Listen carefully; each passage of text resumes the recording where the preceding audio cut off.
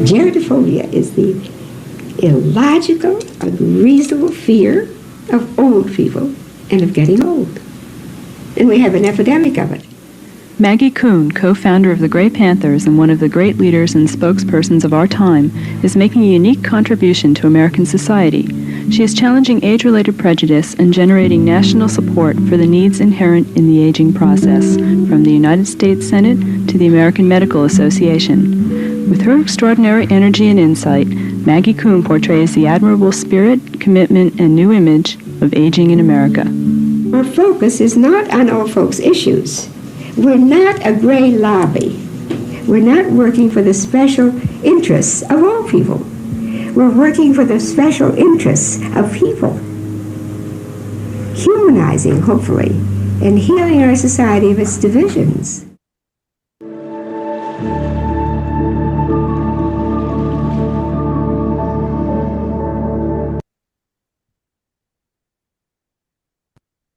Thank you, Emily. Hello, everyone. Hello, friends, supporters, honest agers, fellow Grey Panthers. Good afternoon. Welcome to our July 2026 Transformation Tuesday.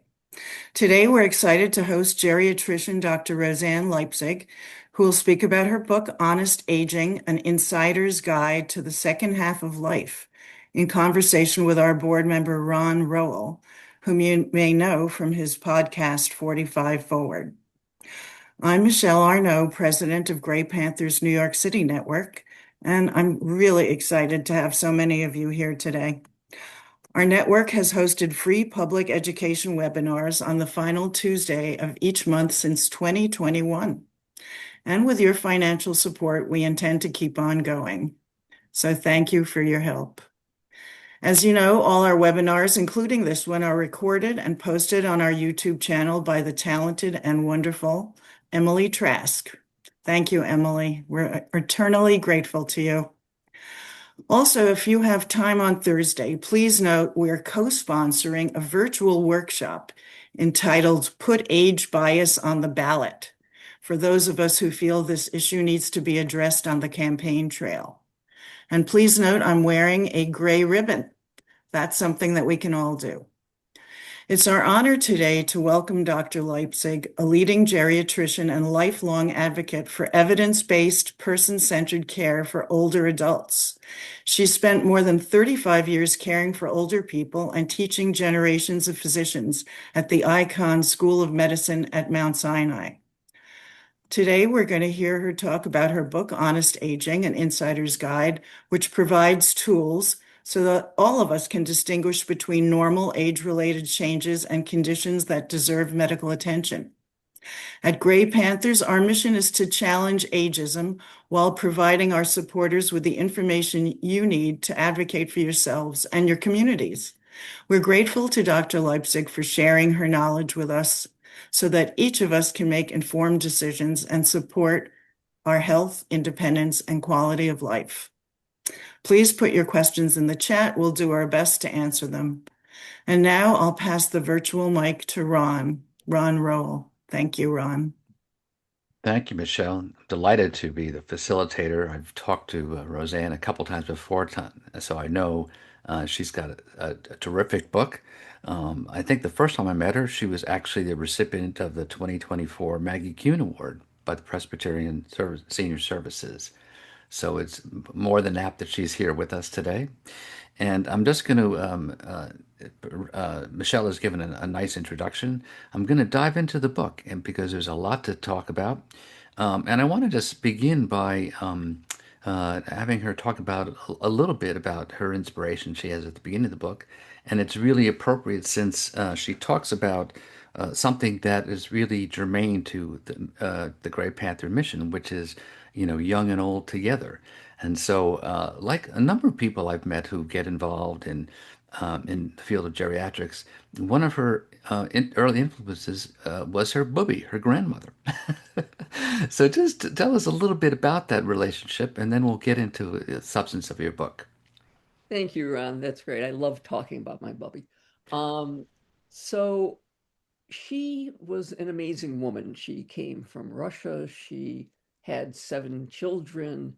She worked hard and made a great life for them. And when she developed cancer, she ended up moving in with our family um, and living with us for about 8 years. And I loved her and I loved being with her. Uh, she would go to her friendship circle at the community center. She would bake challah on Friday nights. She was just an amazing person. And if I had asked her about growing older, she would have said, you know, are you kidding? You are what you make of it. Hmm. And that's pretty much who she was. And at the what I thought at that point was the ripe old age of 75, which I now am, uh, she moved out. And it wasn't because she didn't like us anymore. It was because she wanted to be around her friends and in her old community and near her old synagogue, which I thought was absolutely amazing. So she has been my role model my entire life for aging. Right. Yeah. So, you and I talked a little bit about the title of your book, Honest Aging, and I joked a little bit with you as initially about as opposed to dishonest aging. That's not quite the analogy, but it's not too far off in the sense that, we at Gray Panthers talk a lot about confronting the issues of ageism and the misconceptions and distortions about aging. So, talk a little bit about why you did choose that title. It was hard to find a good title, I have to admit. And I looked at all the books that were out there. Um, and what hit me was how many of them disavowed aging. Mm-hmm. They talked about aging in reverse. They talked about being younger. They really didn't talk about what to expect. Mm-hmm. All right. And particularly not what to expect physically, functionally, psychologically as you get older. Mm-hmm. And then I actually knew the original author of What to Expect When You're Expecting on Mm-hmm. pregnancy. Um, and I looked at that book and I said, that's kind of what is needed here for aging. And so that was what I decided to do as the basis of the book. And honest aging came out of the fact that I just didn't see anything that told the truth, quite honestly. Mm-hmm. Yeah, I think that's what people are looking for. I'm Authenticity going to and interrupt for a second. yeah. Some people are having a hard time hearing. Okay. So Roseanne, please sit Um, forward. Thanks. thank Okay. you. Thank you.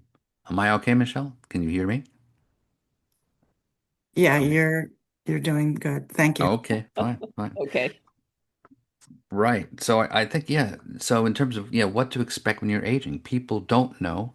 And one of the things you've talked about is um, people don't know what's normal, right? I mean, people, you get a lot of questions about something happens to you. And so, one of your first, the book is broken into three parts. And the first part is about aging 101. The second is about what really matters as you grow older. And the third is difficult decisions. Three very, useful chunks to look at this. So the first part, you talk about aging, about what is normal, and what do you how do you respond to people about that? I think we have to recognize that aging is change, and it Mm-hmm. doesn't just start when you're 65. Okay. Nobody in their 30s is the same as they were when they were 10. I mean, we change throughout our lives, and we need to learn to adapt to these changes, to our new normal, is what I call it. Mm-hmm. So I think that's the biggest context for me is getting people to recognize that it's not a surprise. And a lot of things you can predict, because you've seen it. As people get older, they're going to walk more slowly. That's a part of aging. There are lots of reasons for it, but you need to know that and expect it. You're not going to be able to do what you were able to do when you were 20, no matter how good shape you get into. Okay.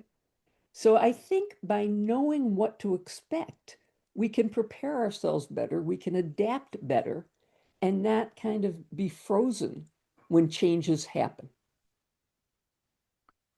Right. And one of the things you've talked about too is just, being recognizing that it's different for everyone. Um, what the refocusing too about what we call patient-centered care. And you've talked about that too in terms of, I guess, the framework for age-friendly healthcare, the four M's of patient-centered care. So let's talk about that a little bit. I'm sure people are somewhat familiar with it, but let's review. Sure. I just want to make sure people can hear me. Is there a problem with that? Oh, I see some thumbs up. Okay. That there is a problem. No, no, no. I think they can hear you. Yeah, They can hear me. as, Okay. as long I think as long as you stay forward, All right. I'm leaning in here. yes, All thank right. you. Lean in. Okay. So the four M's or the five M's, depending on how you're using it, is how to do age-friendly medicine. And it Mm-hmm. really starts, the first M is matters most. What matters most to you? Not to your kids, not to your doctor, but to you. And that's really what you want to be able to do with your life at this point. Um, the second, and all of your medical care should be in service to that because that's, it doesn't matter what your numbers are. It matters what you're able to do. So that's really trying to refocus from the chart to the person. The second M, the second, third, and fourth are all things that help preserve or improve aging. So the first is mentation or mind, and it has to do with cognition, it has to do with depression, um, it has to do with your ability to do things that you were able to do before cognitively, okay? The third is mobility. Again, you've got to be able to get around. Doesn't matter if you need a cane or a walker or whatever, but you need to be able to get to where you want to go. So the third is mobility. The fourth is medications, and that's choosing wisely. Medications can be a blessing and they can be a curse. And it's really important that we recognize that and that our healthcare providers recognize that. Um, a lot of medications are prescribed based on evidence from people who are a lot younger and a lot healthier. And we don't know the side effects until much later. And sometimes we don't even know if they're beneficial or not until much later. And so there is a whole uh, group now that is trying to get people to deprescribe Mm-hmm. medications, Mm-hmm. that you should only be taking the medications that you need now. And there's no question that the more medications you take, the more likely you are to have a side effect. So that's another piece of that. And then the fifth M, which is more for the providers, is to recognize multi-complexity. So what does this word mean? It's got two parts to it. The first is multimorbidity, people who have more than one problem going on. Because part of the problem for that is that the evidence isn't there for older people alone, but most of the guidelines look at one disease at a time. And most people I know, unfortunately, have more than one chronic condition. And so that changes what the guidelines should be. So that's one piece of it. And then the second piece is all the things, what we call the social determinants of health, that Mm-hmm. get in the way of you being able to do what your doctor simply writes out for you. Make this happen. And finances, transportation, having somebody to help you. All of those sorts of things are really important in order to get you what you need. So if we're going to talk about person-centered health, we have to talk about what the person needs to be able to make these things happen for them. Yeah. Yeah. And from my background in writing about caregiving a lot, these are fundamental aspects of when you're caring for someone. These are important things for the caregiver to know about the person you're the care recipient. Um, Absolutely. yeah.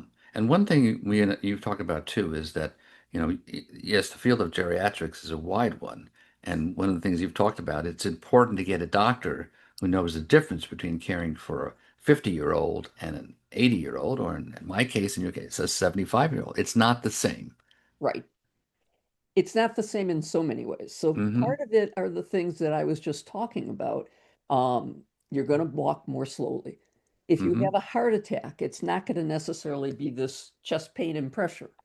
It's going to be confusion. It's going to be shortness of breath. It may be losing consciousness. People need to recognize that there are things that happen inherently, no matter how good a 75-year-old you are. So your doctor needs to know that, needs to understand it. Right, right. Before I go on, I just want to mention two things. Number one, um, I'm going to talk about a few of her tips and age busting myths. You can find a lot of this material on her website, which is Rosanne, R-O-S, no E, Rosanne, um, E ROSANNEMD.com. So that's her website. And I want people to also know that we'll have plenty of time at the end. I'm not going to take up the whole time because I'm sure you have many questions. So, as Michelle said, we'll put the questions in the chat and you can proceed with them when we come to them. Um, just back to normal aging. Um, I think one of the things you started to say was that people, some things are normal and that people should just be willing to adapt and understand how to do so. But there are also things that are myths, and I love some of them. So one of them you had was, "I'm too old for this." So I'm too old for this is one of my favorite lines right now. Hmm. Okay. Getting older is very freeing for me. And I'm able to say things that I would not have said 30 years ago, 40 years ago. And one of them is putting up with things. Right. It's like, I don't need to put up with this. I find myself even at meetings sometimes saying, I don't care. I don't want to be involved in this discussion. And I think we all need to know that it can be a positive thing as well as how people tend to think of it, which is more negative. Hmm. I'm too old. I can't learn to do this new thing. I think we don't know what we're capable of until we try it. Hmm. And we cause ourselves a lot of misery by putting ourselves in boxes and not being willing to try new things. Now, I'm not going to try to skydive. I'll tell you that right now, okay? But there are things like yoga that I'm starting to do that I never did when I was younger. I mean, I think we need to venture outside our comfort zones as we get older and not Right. in that way, not say I'm too old for this. Right. Another thing that I think is especially important from a myth busting perspective is that, especially since as we get older, there are issues of isolation and loneliness. So this a myth of I can't make new friends, which you can make new friends, Yeah, you certainly can. I, and I you have a must. funny story about this. I had an aunt, my Aunt Julie, who um, I think always was older in the sense that she always said what she felt. She didn't feel held back. Hmm. And I brought her to a talk that I gave once at a senior center. And a woman got up and said, at my age, I can't make new friends. And Aunt Julie got up and she said, what are you talking about? you know, it's the one thing you can do that can really increase the meaningfulness of your life. And you have so much to be able to offer. And she really made a difference for many of the people in that room simply by stating that. So I think it's really important for us to recognize that not only can you make new friends, but you can make new friends of all ages. Right. Absolutely. I think that's especially you can make new friends and you can make younger friends. And there are many programs actually that that facilitate intergenerational conversations. And I think everyone I talk to talks about the experiences. Like this is really enlivening and inspiring on both sides, right? I mean, Yes, younger yes, people say, "Well, this just like you when you learn from your booby," yes, yes. right, right. Um, uh, Exercise. You say there is a magic bullet. Exercise. Mhm. It's really so, I'm of the generation where, especially girls, we did not exercise when we were younger. There was, we didn't do much in physical education, as they called Mm-hmm. it. Um, but you're never too old to start doing something, and anything that you do is better than doing nothing. And I think many of us recognize that we're not as strong as we were. Mm-hmm. Our balance is not as good as it was. Our ability to raise our heart rate and do aerobic things to run, certainly not. And yet, when you look at it and you look to see what makes a difference as people get older, exercise. I mean, you can prescribe it for, to decrease falls, to keep your cognition where it is, to help with appetite, to help with sleep, to help with mood. I mean, it can just keep going on. And of Mm-hmm. course, to help prevent frailty. So I think whatever it is, even if it's just getting up and walking around the block, it's a start. And Mm-hmm. it's certainly worth trying. Right, right. And I think I've given a number of uh, presentations about for the Alzheimer's Association about um, you know um, building a foundation for your brain and body. And from a preventative aspect, most people say that, well, you can do certain things, to keep your mind active. Uh, but probably the most important thing, if you do nothing else, is get exercise because there's that profound effect not only in your body but your brain as well. Absolutely. And you don't have to get to the point where you're short of breath or where you Mhm. can't, you're sweating like crazy. And, it doesn't have to be a bad experience. There's a lot of studies that have shown that you just do a little more than Right, what you were able to do before, and you just keep increasing. right, right. So there's some changes that are normal. They like, needing glasses. Again, doesn't mean you can't do anything about them. Just like we said, you can use assistive devices and improve Mhm. things. But there's some things that are not normal. Like you talk about, oh, you have a pain in the knee, and the doctor says, well, that's normal. And your response is, well, what about my other knee? Right. Right. That was actually a patient of mine who lived to Hmm. 103, um, who was 90 when Hmm. his orthopedist said, it's normal. And he was like, my other knee's absolutely fine. What are you talking about? And he left and never went back to that orthopedist. Right. Yeah. Yeah. Um, okay. Again, we'll have plenty of time for questions, but I'm going to move on to your part three. So part one is aging 101. Part two, figure out what really matters as you grow older, focusing on the symptoms that cause patients and families the most worries. And then part three are the difficult decisions that you talk about in life. Like what? So to move or not to move? Do I stop driving? Let's talk about some of these. Sure. These are things that none of us want to face. Okay. Let's Hmm. start there. And some of it is that we're just comfortable where we are.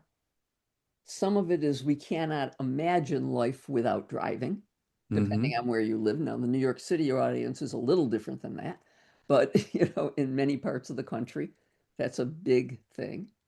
And I think it's in the new next edition of the book, I'm putting in one about surgery as well. Hmm. Okay, should I have surgery or shouldn't I?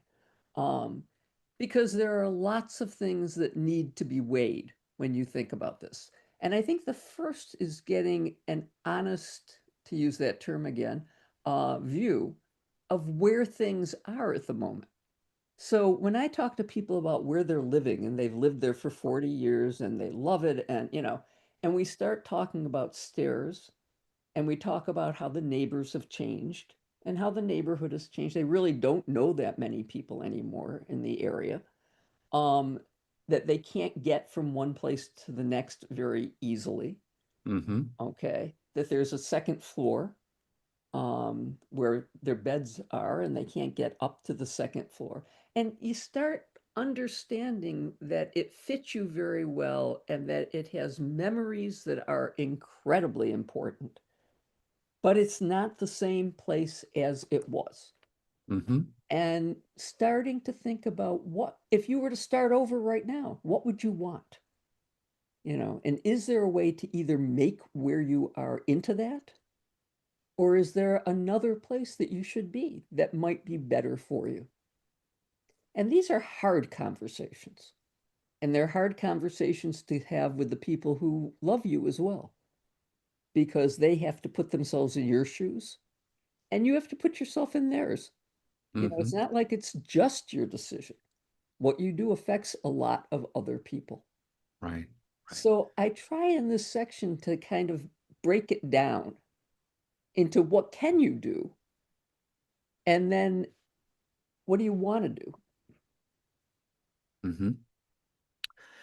Yes, and there are ways to do things that to facilitate the change. So it's not just the change; it's how you do it. One of the things that I've come across quite a bit in my talks about caregiving is when your loved ones get, older, Mm, and what you start worrying about again, they're driving.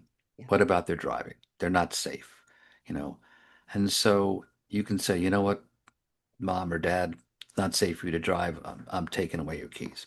You know, but there are ways to do it with respect yes, for their independence and integrity and their feelings about it. Because as you've said, one of the key things about especially being an American is mobility, getting yes, around. And if you don't have that, you're really taking away their identity. So there are ways to do that, and to if you offer alternatives to saying you can get your issue is not the keys. It's how do you get around? What are the right, solutions you can offer your parents for how to right. do that? Yeah. I actually, with my patients, made up a list for them to fill out of what it costs them to have a car. Okay. What do they pay for parking? What do they pay for maintenance, for service? What do they pay for, taxes, whatever it is that they end up having, insurance? Okay. And once you add all that up, it's a lot of money most Mm-hmm. of the time. And you can find other ways of getting around. It's not that you can just jump in the car. I mean, there's nothing like that. I am the first to admit it. All right. But I think it's also that you can, now with these Ubers and all of these ways, you can certainly get around more easily. I think the other thing we don't appreciate is giving people a chance to show what they can do. Mm-hmm. Okay. Getting a driving evaluation, recognizing that cars are so much more safe now than they were 10 years ago. Mm-hmm. And I know a lot of older people who have kept their cars for 10, 20 years and are very proud of it. But when I get in my brand new car, which I just recently leased, you know, I have bells and whistles that go off to do a lot of the things that my neck won't let me do anymore. I Mm-hmm. can't make those turns that I used to. I now have a camera. I have these, I mean, there are a lot of things that make it very, very uh, much more safe Mm-hmm. for me to be behind the wheel of a car. Right. Right. And one of the things you talked about is being able to make accommodations and change and you're saying is being in denial about aging will make you miserable. It's Uh, true. You just keep coming up against things that you can't do anything about, you know? right, right. So creative adaptation is a key, Absolutely. And I right? tell this to a lot of younger audiences as well, that the one thing they can do, there are two things they can do. They can cultivate themselves and get to peak function as best as they can, and then try and maintain it through their lives. Okay. Right. But the other thing is to recognize that um, I just lost my train of thought. I'm very sorry. It's Um, okay. where were we?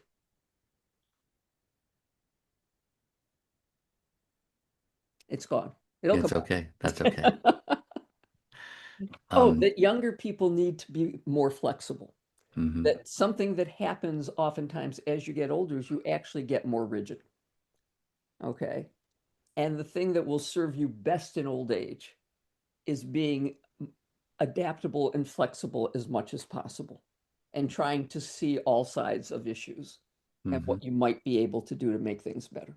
Right, right. Just to that point, I mean, I generally agree, although um, I sometimes feel that young people can be just as inflexible.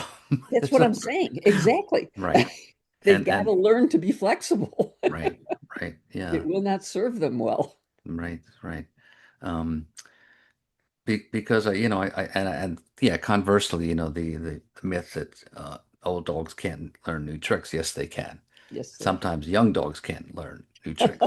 So I think that your creative adaptation is important.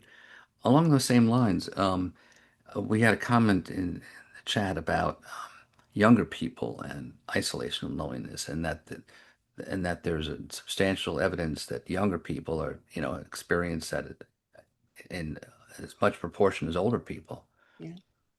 I think the world has changed from when we were had a lot to do with that. Hmm. That we came up with all of these wonderful ways to connect when we couldn't connect in person, that now that we can connect in person, we're not connecting. And I think Right. that's a problem. Right. I Yeah. think qualitatively there is a difference between being with somebody and being with an image of somebody. Hmm. Absolutely. Yeah. Yeah. Um, so we talked a little bit about sort of as you get older, sort of right sizing your expectations, recognizing that you're not. It's something that occurred to me even as I um, would come home from college, and try to play touch football at Thanksgiving and realizing, uh-oh, Yep. I'm not in the same shape as I was in high school. So I think, right sizing your expectations is important. As you say, you're not going to be 30 anymore. Um, so I guess I'm going to, conclude in a few minutes, Michelle, and then really open it up a little bit. So, because I'm sure I see there are some questions in the chat too. But basically, let's talk about again, sort of reiterating, the kind of the patient-centered approach, and like figuring out selecting what matters. Talk about that the importance of that in your life. I think it's key. Um, the way I'll speak about it medically to begin with, okay? And the way medicine is going, you see one doctor, you see three, because each Hmm. doctor does something, they get something abnormal, they send you to the next person.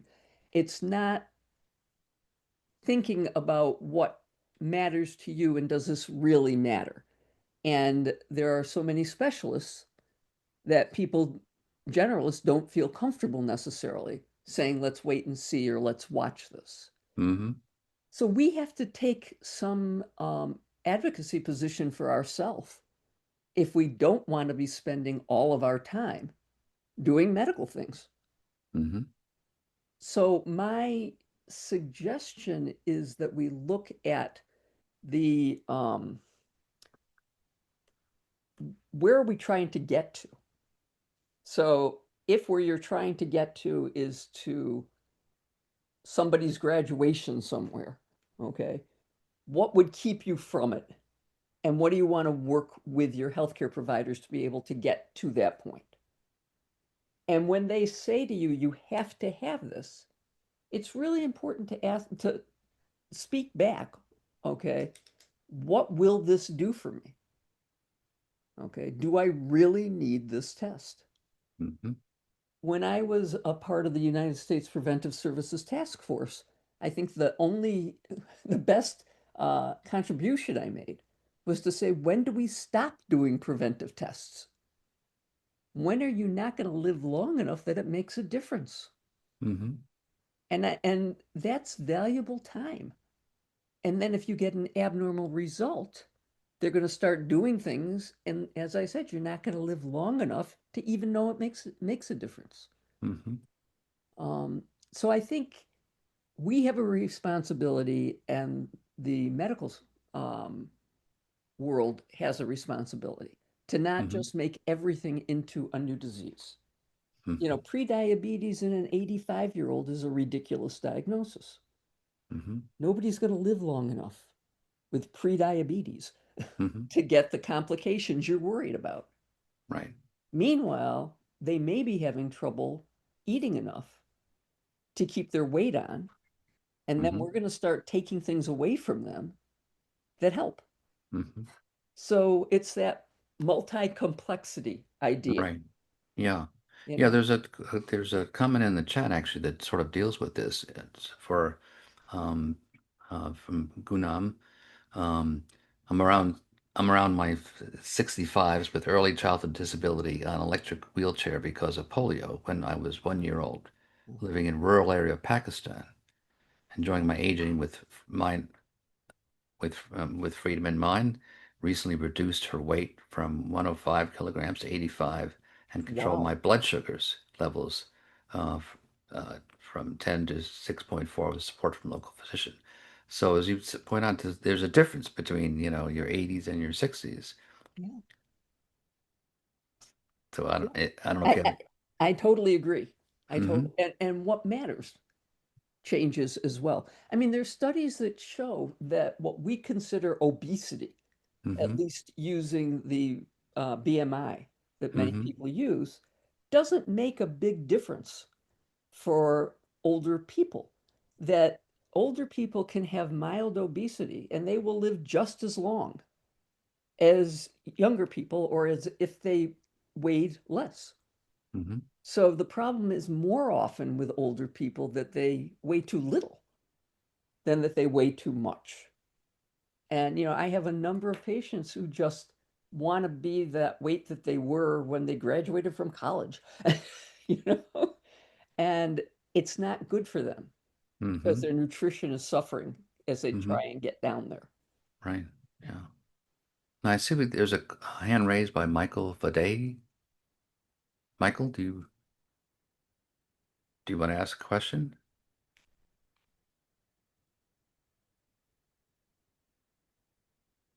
Okay, well, perhaps not.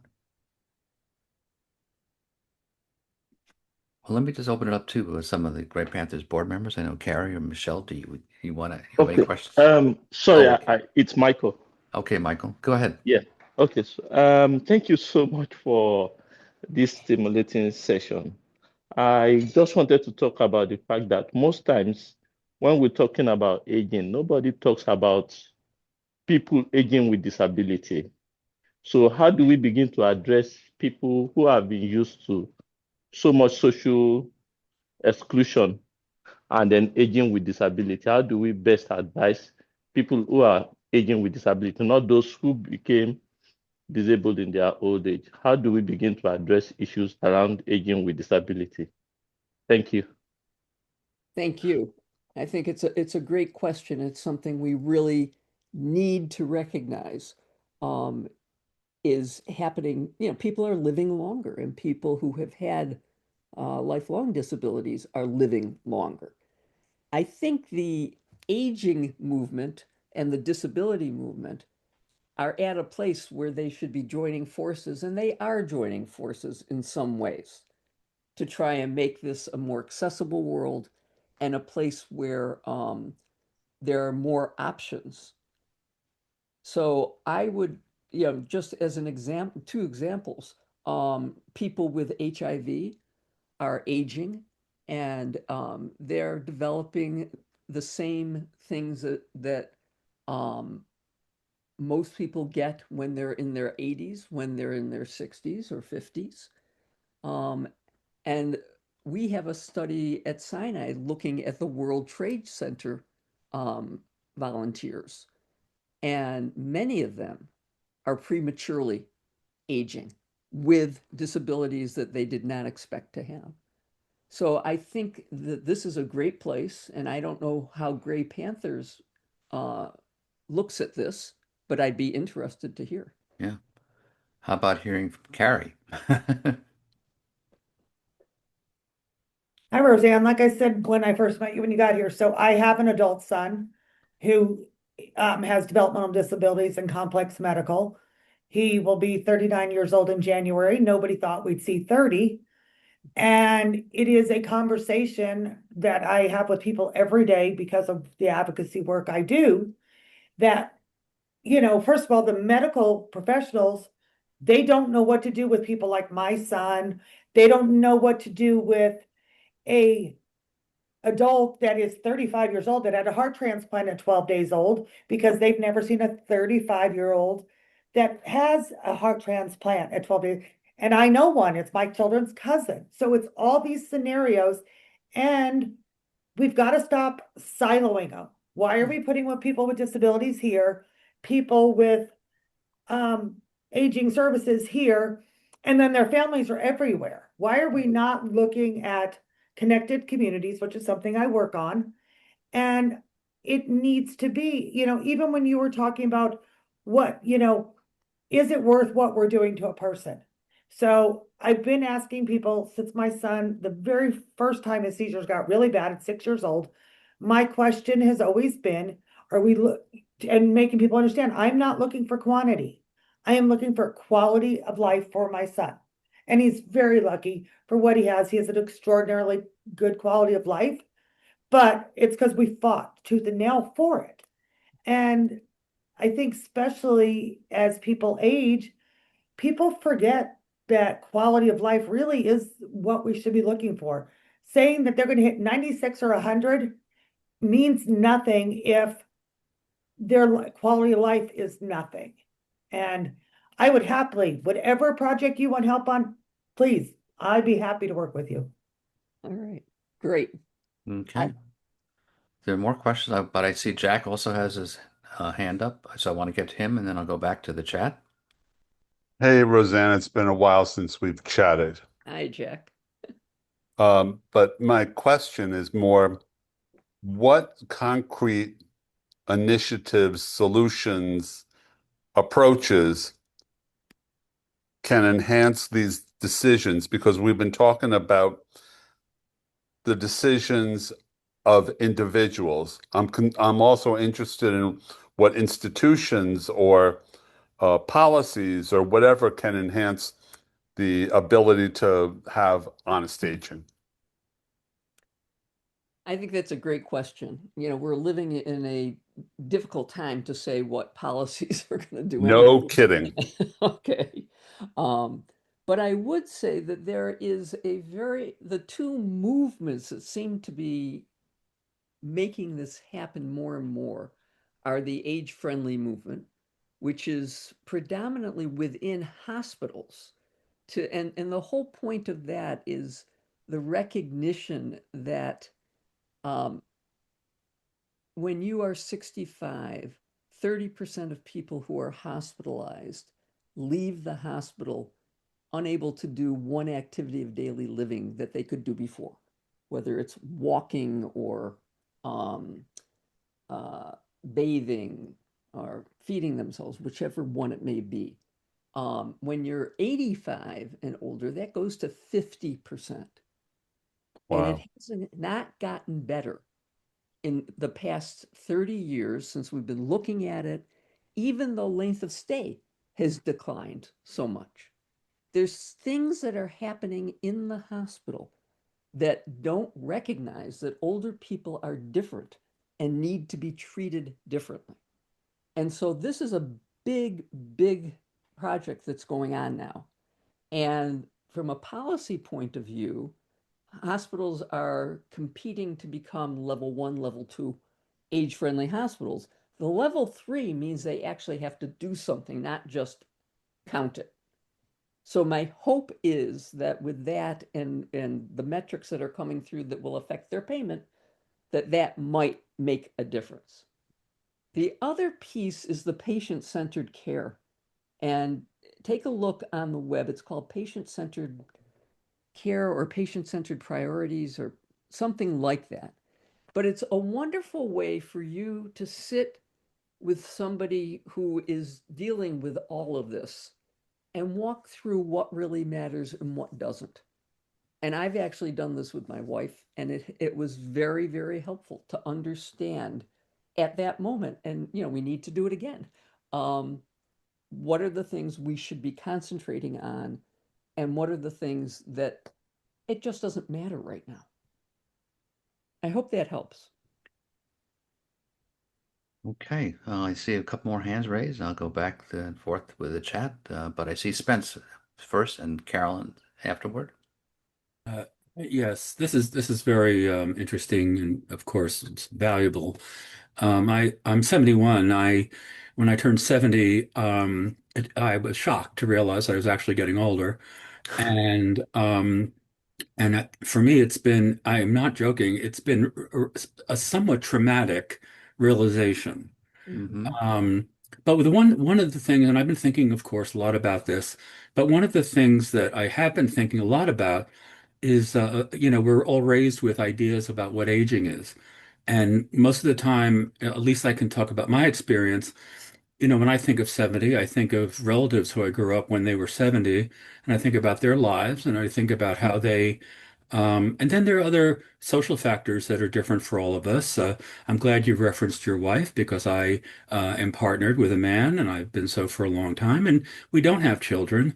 And so one of the things that I've been grappling with is that one of the aging models, or the only aging model I ever knew in my family, were grandparents and great grandparents, and they used to form their older lives around their children, grandchildren, great grandchildren. So for those people who don't have children as part of their family structure, there's a lot of isolation that can actually happen, and I'm feeling that myself, and I'm trying to come to terms with it. Quote, did I do something wrong? Should I have been more aware of this? Oh, should I have, and a lot of it is self-critical, and I'm aware I'm being very self-critical, and I'm working on that too. But, um, but what about what we bring with us from childhood in terms of our ideas of aging, Hmm. and what we think are the optimal way of aging, because that's what we saw our grandparents do. And then the other side of the coin is, what about all of our friendly, helping friends who tell us what aging should be? And they are sure of it, and they know about it, and they are going to tell you. And I'm sorry, I hear it in voices of people who consider themselves experts, and they don't listen, they talk. And so that's another problem with growing old, is that you have a lot Mhm. of people who want to talk at you and very few who want to listen to you. I'll stop now. Hmm. Okay. Well, there's a lot there. I'm not sure I can unpack all No, of it, no. but I would say that there are a couple of things. One is that in general, we develop kind of families of choice as we get older, um, as we age, as we exist. And a lot of the people within that can become part of your system, your care system, and the people who are there for you. Community is really important, and you're not the only one who feels a dearth of that. It's kind of, that bowling for one that came out of Bowling alone. 20 years. Yeah, yeah, Bowling alone, yeah. bowling alone. Yeah. It's that sense that, we don't have communities like we used to. Mm. And finding communities is really important, and finding them when you're young enough to be able to really become a member and develop connections. And if you can find intergenerational communities, they're great. Yeah. So the one place that I see being working this way are communities of faith. They, the synagogues, the churches, um, tend to, not perfectly, but they tend to do more in terms of trying to take care of each other. And I think nieces, nephews are another part, even if you're not the grandparent, okay? um, but trying to find those communities to get really involved in that are similar to you in some way, where you feel comfortable. There's also a group of things that are happening now for solo agers and to help people think this through that you might want to take a look at. Yeah, I'll get to you 1 second, Carolyn. I just want to make one punctuate from the previous guest, who there was a line that I remember from a previous Transformation Tuesday recording, and from someone talking about caregiving, and his response to caregivers was, "What is getting in the way of your listening to me?" Which I think is, you've talked about that, and I think that's important. So, Carolyn, go ahead. Yes, thank you very much. Thank you, Roseanne, for your insight. Having worked with seniors or older people, I'm sorry, there is such a heaviness of heaviness in their life as they age. Everything is becoming harder. What used to be easy is now hard. Friends are dying, families are moving, and there's this depression that comes into people. Maybe not actually depression, but a feeling of, I'm not here. What's happening to me? What's happening to me? And I think what is very important for older people like me is to find that something that is going to make you feel proud that you're at this level in life and that you're here and you are doing what you are doing and you're going to make it work and I'm going to be happy. I think you're right. I mean, attitude is everything. You know, Becca Levy calls it aging beliefs. Mm-hmm.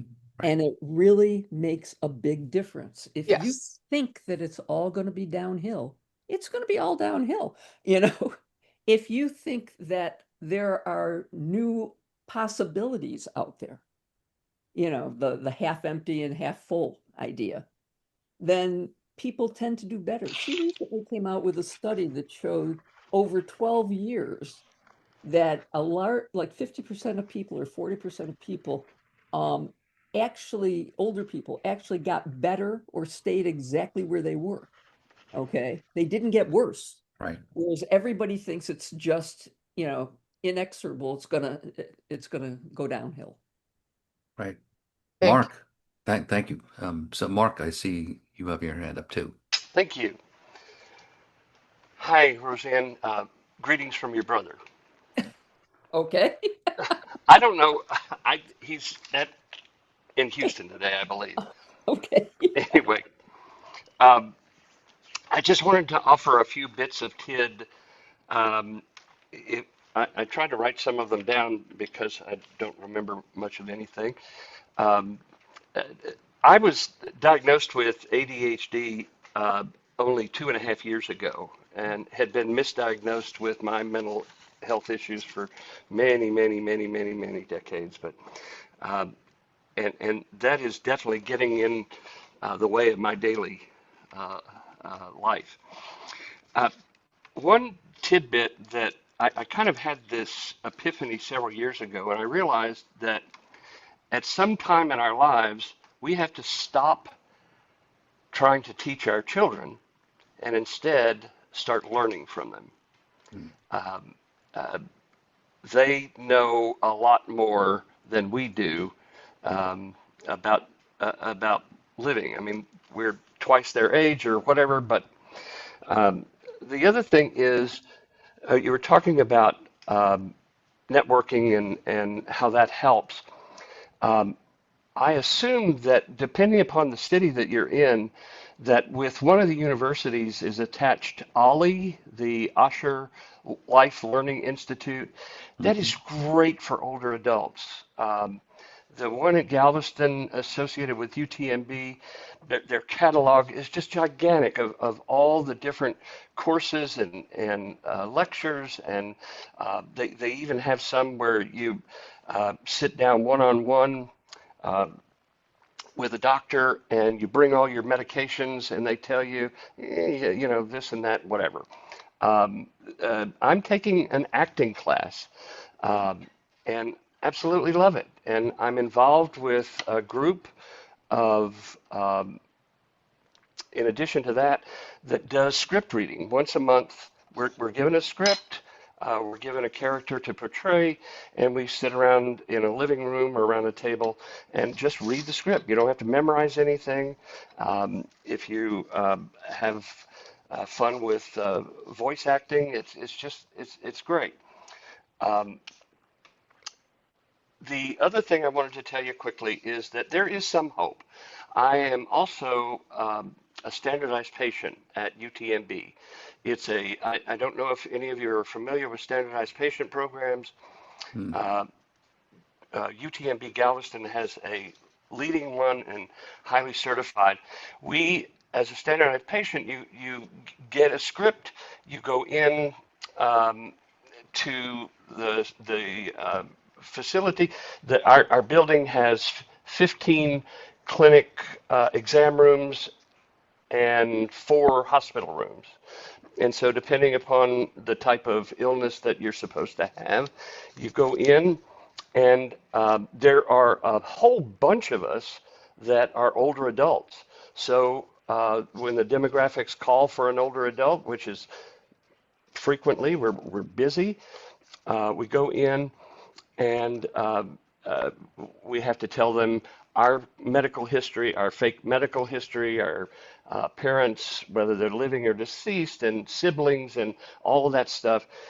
And it's really a great program. The one unfortunate thing is that we're teaching them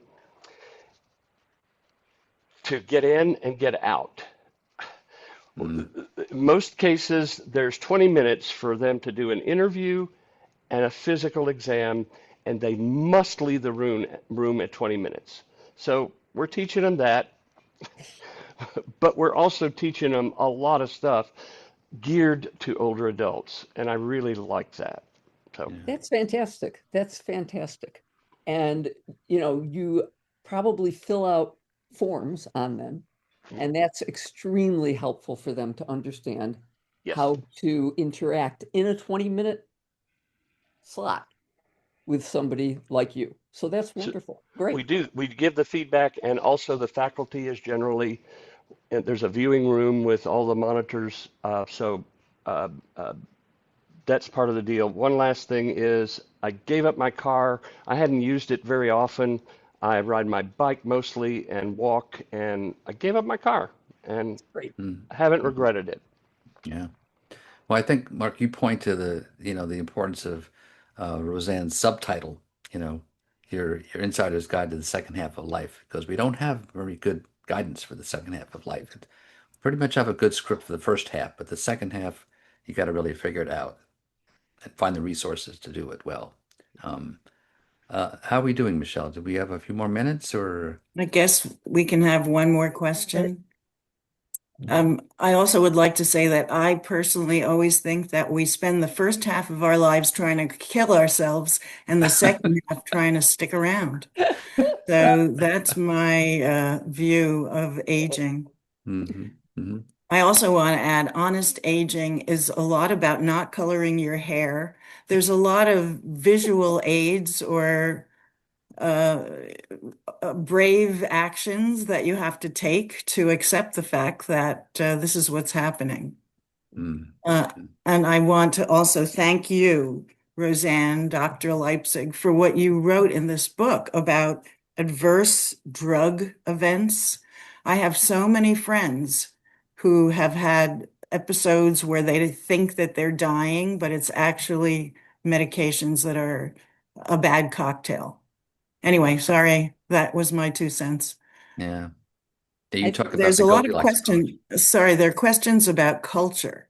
Yeah. Are there various cultures where aging is more honest? I think there are various cultures where aging is more accepted, okay? That people sometimes even look forward to aging, as strange as that might sound to our ears. Um, but certainly the sense that older people are a part of life. They're not a separate group. And we've balkanized a lot over the last several years in our country. It's not just by age, it's by everything. But certainly, there are times when it's like, an older woman not coloring her hair is just a shock. you know, I have been the only white-haired person in the room since I was like 60. So Yeah, I think a lot of people like my wife. I think that was one of the interesting things about COVID. That that time, my wife was like, "Done coloring my hair. That's it." Yeah. that's great. Yeah, well, I think that, this has been a terrific discussion. Anyone else? I mean, I think that the issue that are you waving, Stephen? You have a question? I just asked to unmute. Oh,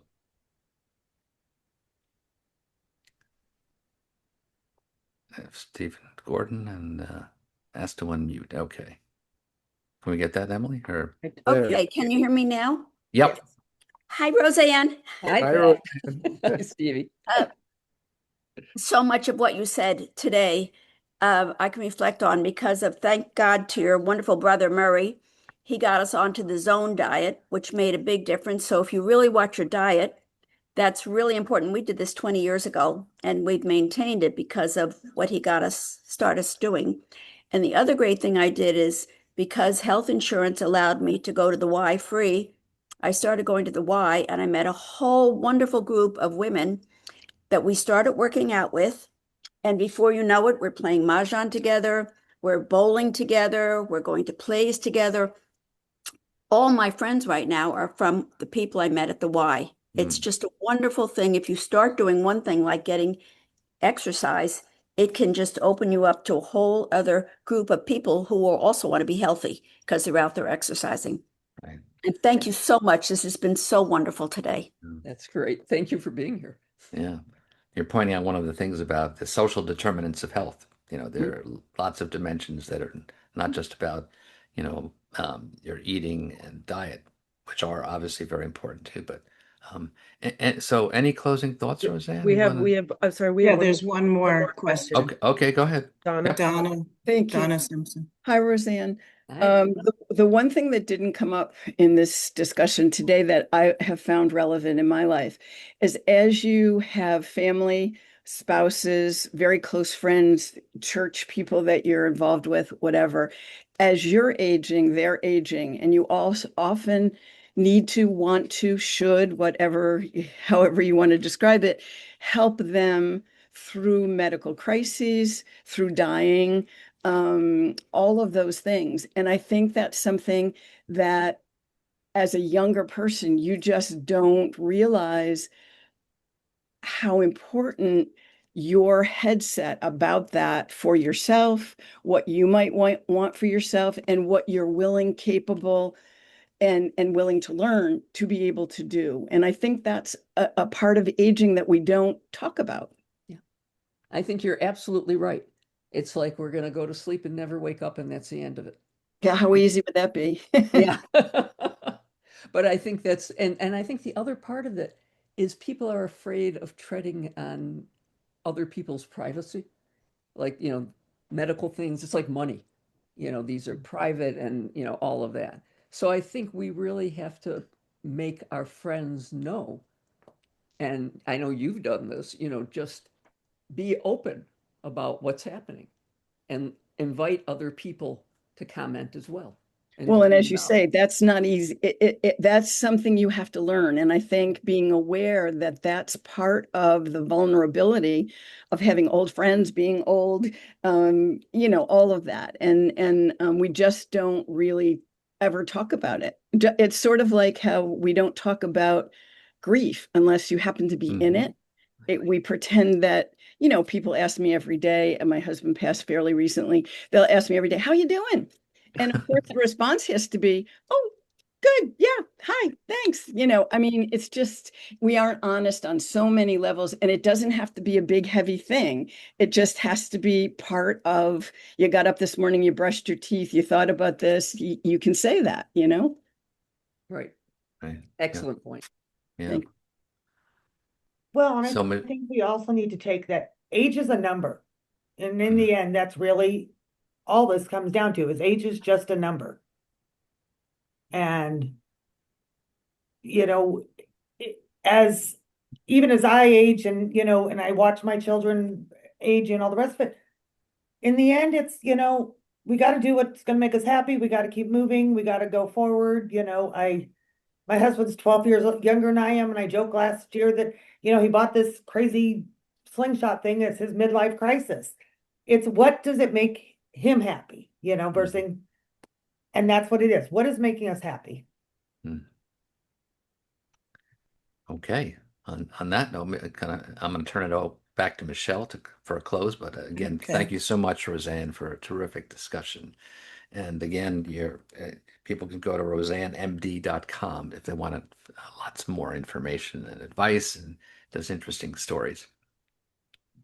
Well, thank you, Ron, for facilitating, and thank you, Dr. Leipzig, for a powerful hour full of very thought-provoking information. And we will convene again on August 25th next month, when we're going to introduce the 2026 recipients of the Gerson Award for Rising Leaders, when we will celebrate emerging advocates who are making an impact in the field of aging and following in Dr. Rosanne Leipzig's footsteps.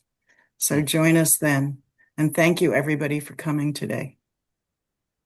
Thank you. Thank you. Thank you. Thanks, Right. Michelle and Emily, Carrie, my other board members. Okay, leaving.